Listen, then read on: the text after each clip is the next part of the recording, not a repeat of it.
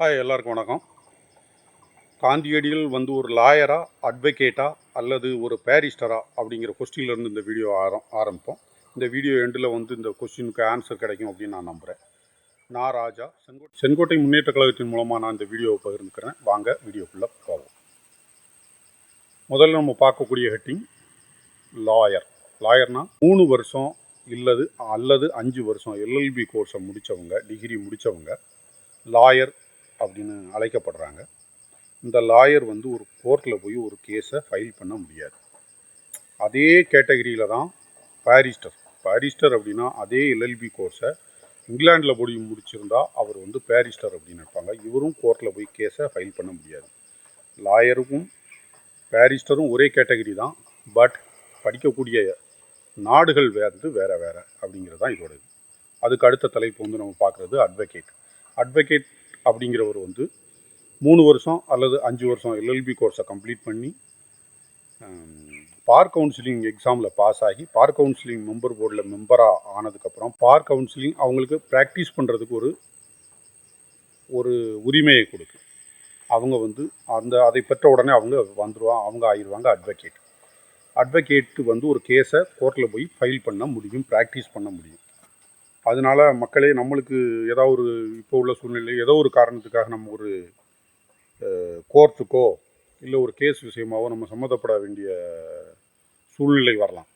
அப்படி வரும்போது நம்ம நேராக பார்க்க வேண்டியது அட்வொகேட்டை போய் பார்க்கணும், லாயரை போய் பார்க்கக்கூடாது. ஏன்னா லாயருக்கு ஃபைல் பண்ணக்கூடிய அதிகாரம் இல்லை.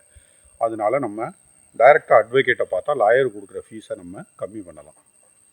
அதுக்கு அடுத்தது நம்ம வந்து சீனியர் அட்வொகேட் அப்படின்னு கொஞ்சம் 10 வருஷம் ப்ராக்டிஸ் பண்ணியிருப்பாங்க. நல்ல அவங்க வாதாடின கேஸில் அவங்க அதிகப்படியான கேஸை வின் பண்ணியிருப்பாங்க. இவங்களை வந்து சீனியர் அட்வொகேட் அப்படின்னு சொல்கிறாங்க. அதுக்கடுத்து அட்வொகேட் ஆன் ரெக்கார்டு அப்படிங்கிறாங்க. அட்வொகேட் ஆன் ரெக்கார்டு அப்படிங்கிற இது ஒரு மெயினான சப்ஜெக்டு. சுப்ரீம் கோர்ட்டில் ஒரு கேஸை ஃபைல் பண்ணணும்னா ஓஆர் இவர் தான் ஃபைல் பண்ண முடியும். ஒரு கேஸை வாதாடுறது யார் வேணாலும் வாதாடலாம். பட்டு ஒரு கேஸை ஃபைல் பண்ணணும் அப்படின்னா அவர் வந்து ஏஓஆரால் மட்டும்தான் முடியும். என்ன குவாலிஃபிகேஷன் அப்படின்னா குறைஞ்சபட்சம் 5 வருஷம் ப்ராக்டிஸ் பண்ணியிருக்கணும். 5 வருஷம்னா 4 வருஷம் ஏதாவது ஒரு கோர்ட்டில் வாதாடி இருக்கணும், ப்ராக்டிஸ் பண்ணியிருக்கணும். 1 வருஷம் ஏதாவது ஒரு ஏஓஆர்கிட்ட ப்ராக்டிஸ் பண்ணியிருக்கணும். இவர் ப்ராக்டிஸ் பண்ண ஏஓஆருக்கு குறைஞ்சபட்சம் 10 வருஷமாவது ப்ராக்டிஸ் இருந்திருக்கணும். அதுதான் இதோட குவாலிஃபிகேஷன். இவர் தான் சுப்ரீம் கோர்ட்டில் வந்து ஒரு கேஸை ஃபைல் பண்ண முடியும். அதுக்கடுத்து அட்வொகேட் ஜெனரல். அட்வொகேட் ஜெனரல் அப்படின்னா ஒரு மாநிலங்களோட சட்ட ஆலோசனை ஒரு மாநிலங்களோட சட்ட ஆலோசகராகவும் அந்த மாநிலங்கள் சம்மந்தப்பட்ட கேஸை டீல் பண்ணுறவரும் அட்வொகேட் ஜெனரல் அப்படிம்பாங்க. அதை நியமிக்கிறவர் வந்து அந்த மாநிலத்தோட ஆளுநர் தான் அவரை நியமிப்பார். இவர் வந்து அந்த மாநிலத்தோட முதல் லாயர் ஆஃபீஸர் அப்படின்னு சொல்கிறாங்க.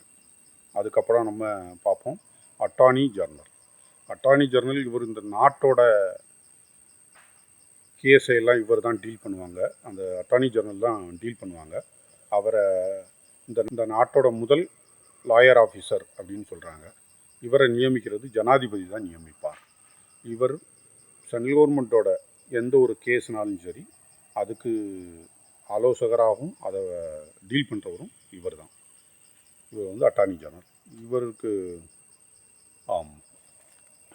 மக்களே, நம்ம இப்போ வந்து லாயர்னா என்ன, அட்வொகேட்னா என்ன, பாரிஸ்டர்னா என்ன, சீனியர் அட்வொகேட்னா யார், ஏஓஆர்னா யார், இப்போ அட்வொகேட் ஜெனரல், அட்டார்னி ஜெனரல் இதெல்லாம் பார்த்துருக்கோம். வீடியோவை பார்த்ததுக்கப்புறம் உங்களுக்கு ஒரு தெளிவு கிடச்சிருக்கும் அப்படின்னு நான் நம்புகிறேன். இதில் ஏதாவது ஒரு டவுட் இருந்துச்சுன்னா கமெண்ட் பாக்ஸில் எழுதுங்க, லைக் பண்ணுங்கள், உங்களுக்கு தெரிஞ்சவங்களுக்கு இந்த வீடியோவை ஷேர் பண்ணுங்கள். உங்களுக்கு பிடிச்சிருந்துச்சின்னா இந்த வீடியோவை சப்ஸ்கிரைப் பண்ணுங்கள், பெல் ஐக்கனை கிளிக் பண்ணுங்கள். அடுத்த வீடியோவில் பார்ப்போம். வணக்கம்.